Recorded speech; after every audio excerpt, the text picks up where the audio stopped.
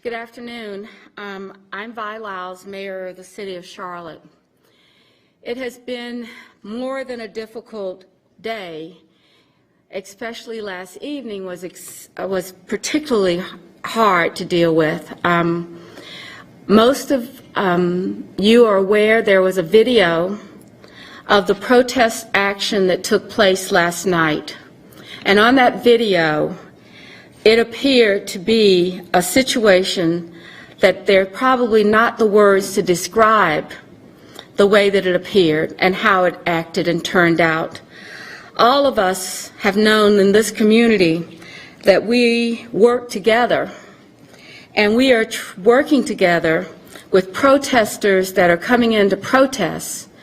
And then after we have the protests that are lawful, we have been dealing with protests that continue later into the evening. So last night was one of those times that none of us can be proud of, that we wouldn't want to see happen in our city, but it did. And I hope everyone is aware that that's not the kind of department we want to have for policing.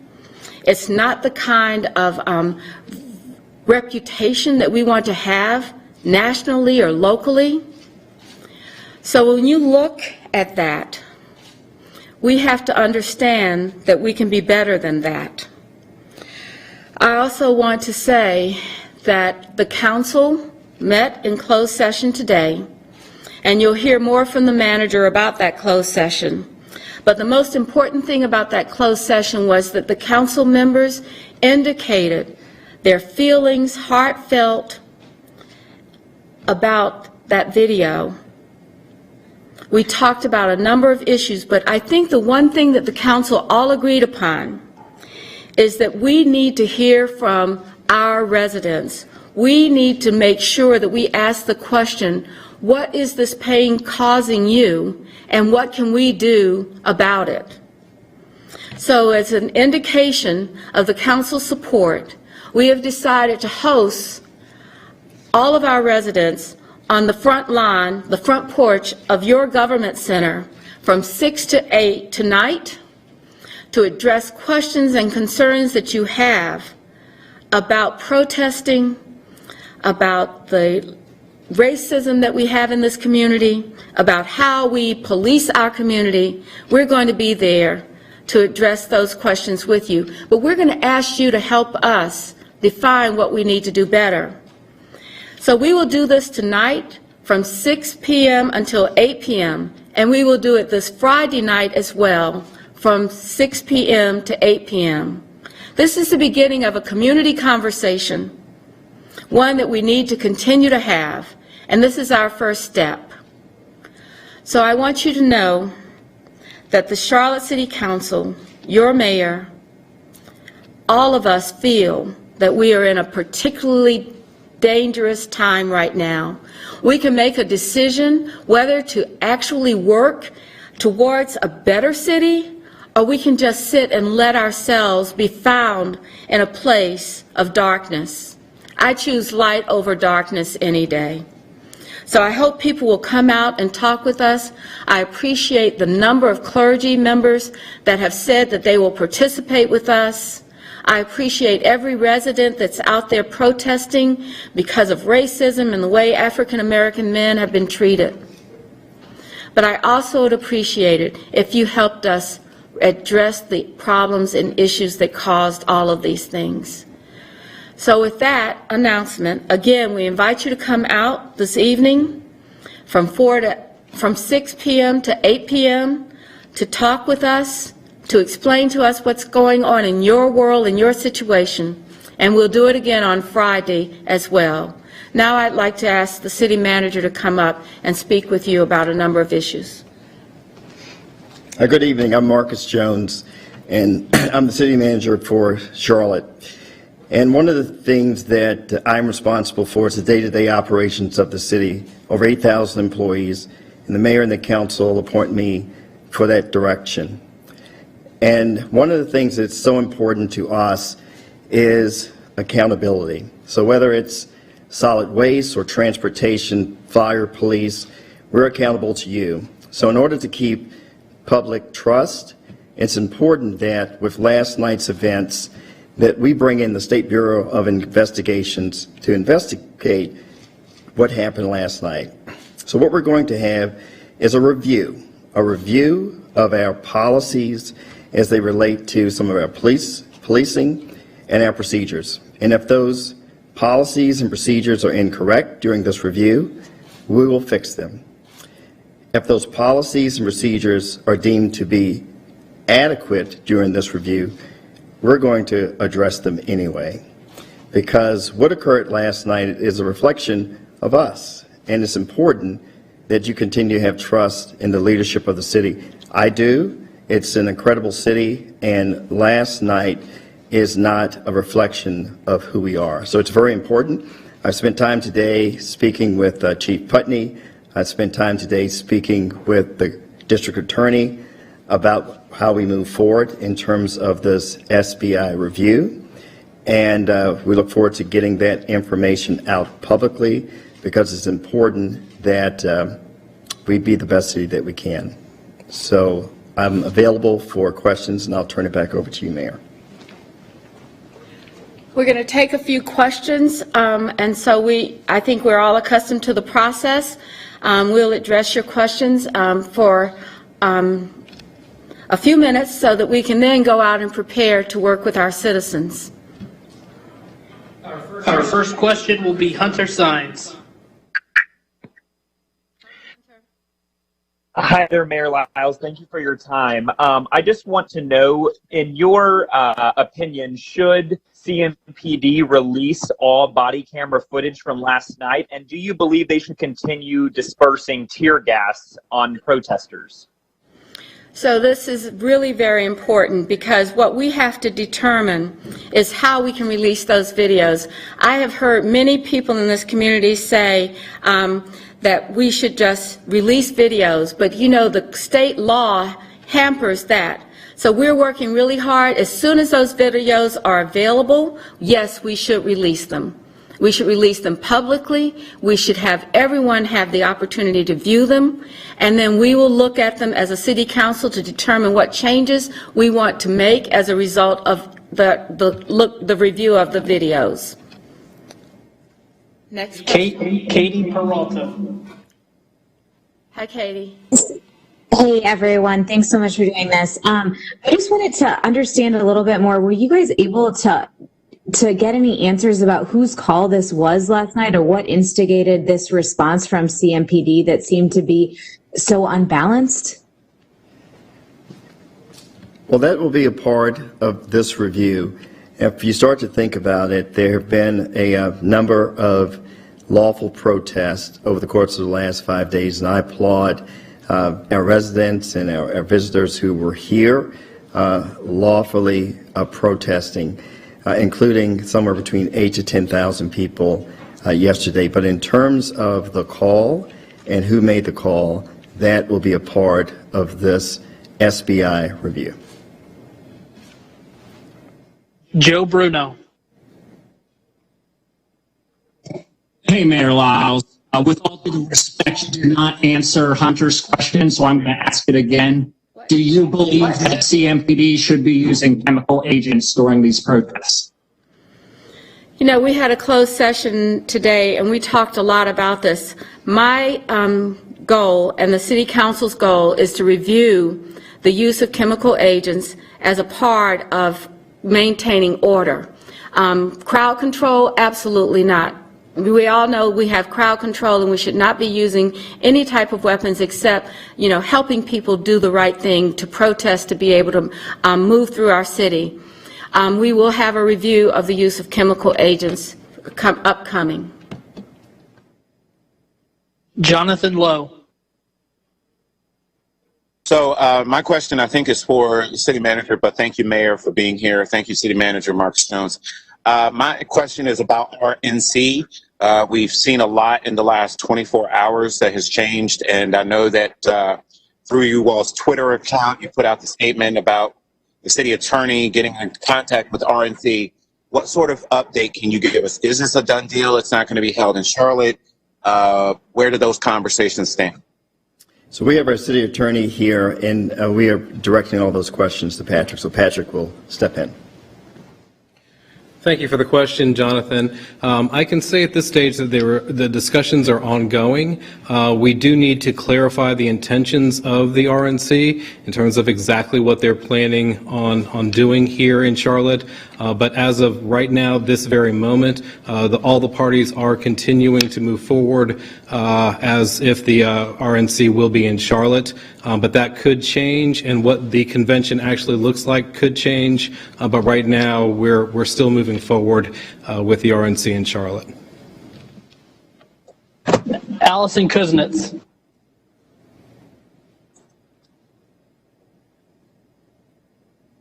That you would give advance notice about issuing a curfew for the city. Do you think it's time to issue a curfew now, just seeing how protests have unfolded in Uptown during late night hours, and especially seeing mayors of Raleigh, Fayetteville have imposed their curfews already? As mayor of this city, I don't believe that we should have a curfew.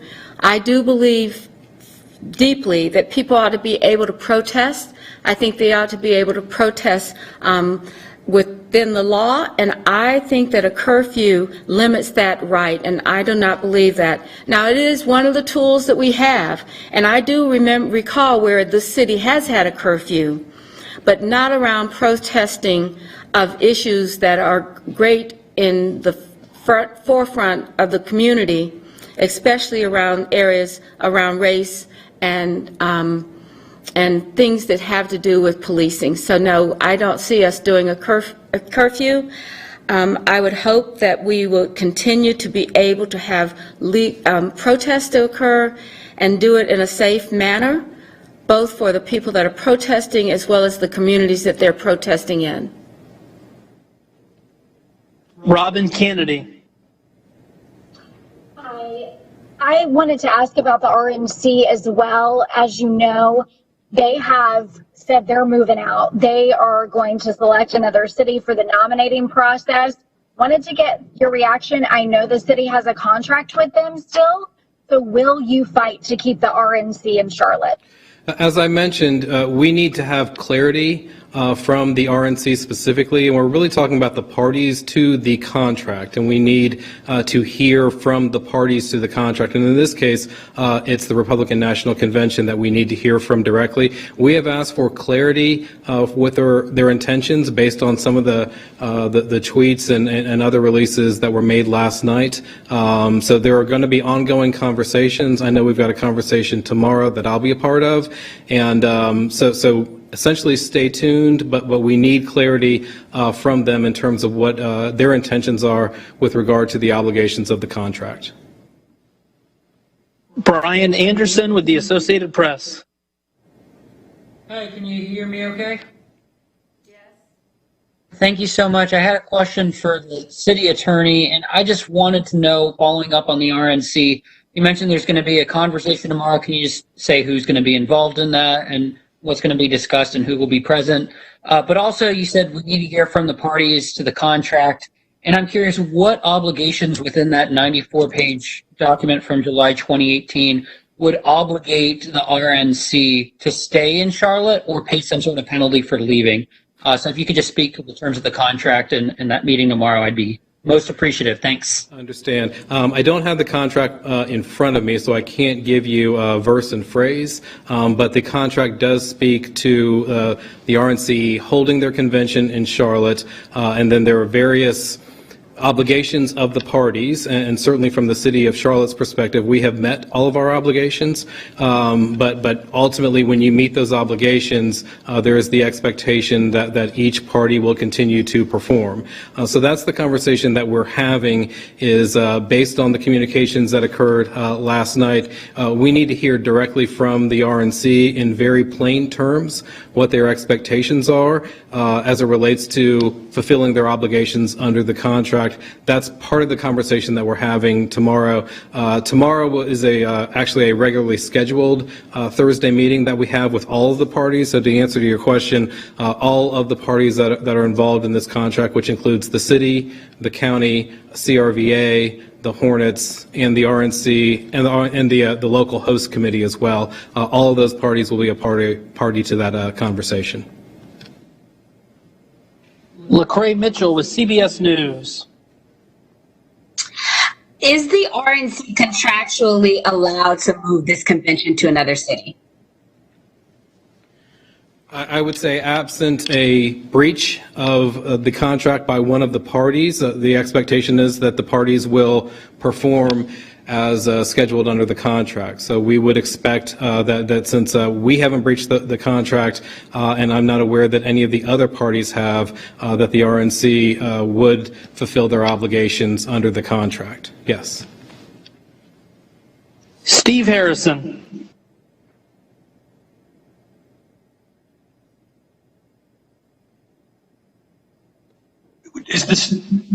My question is the city going to stop in the meantime spending money on preparing for the convention in terms of money spent on security? Because you might not need all of it, or are you going to continue to spend money and move forward as if it's a normal event?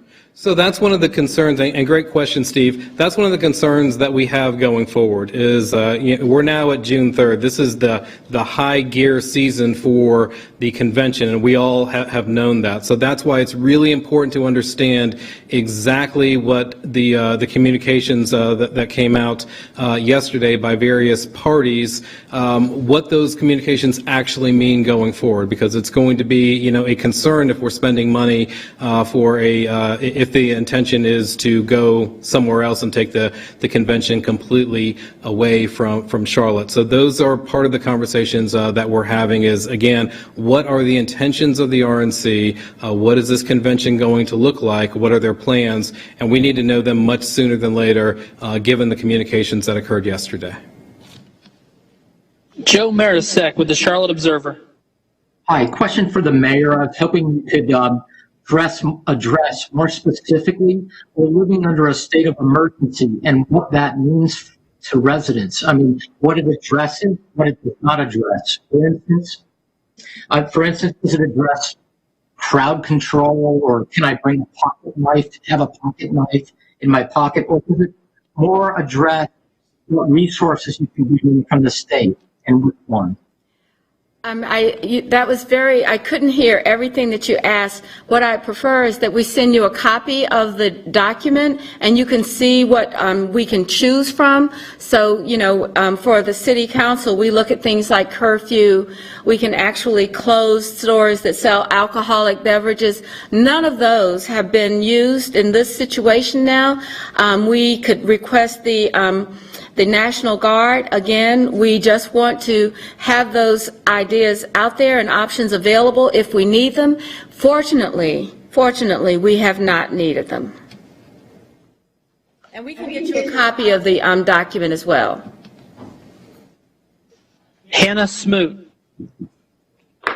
Hi, Mayor. Can you tell us exactly what chemical agent was used last night? And also, you had mentioned that there will be a review of the use of chemical agents coming up. Is there any timeline on that, considering there will be, further nights of protest, including tonight, likely?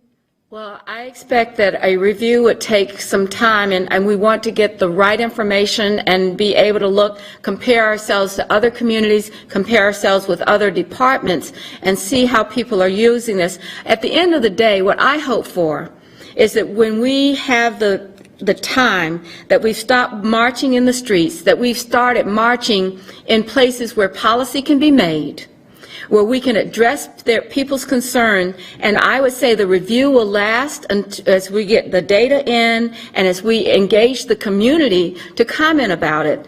What we want to do is get it right. It doesn't mean get it fast, it means to get it right.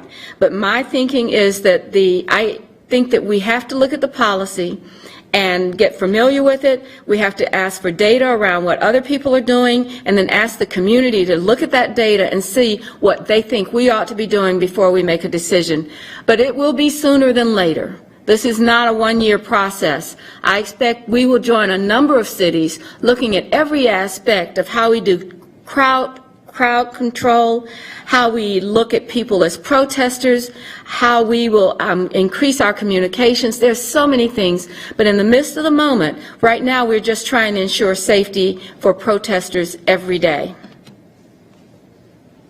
Ashley Fahey. Thanks for taking my question. I did have a question follow-up for the RNC. How much has the city spent so far? And if the RNC were to move to a different city, would the RNC be contractually obligated to reimburse that? So it's my understanding that the city has spent approximately $14 million that we do expect to be reimbursed from the grant. I don't want to speculate about terminations or breach of contract, other than to say that when the parties entered into this contract, they entered into the contract with good faith that all the parties would fulfill their duties and obligations under the contract, and that's the expectation of the city of Charlotte. Lecrae Mitchell.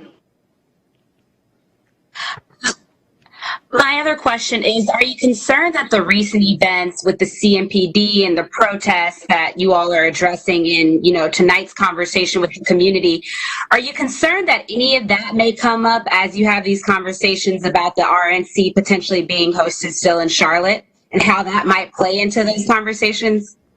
I think that we continue to get emails, we get phone calls about this. Now, the emails are generally around 2 or 3 items. First, how do you have a convention when you're in an emergency order for the pandemic for COVID-19? The second one was, who else will be coming with the regular delegates that might cause problems or not be interested in operating in a safe environment? And then the third one, I think, would be capacity. People are still saying, how do we know that we'll be able to handle what could be a very contentious presence by the president?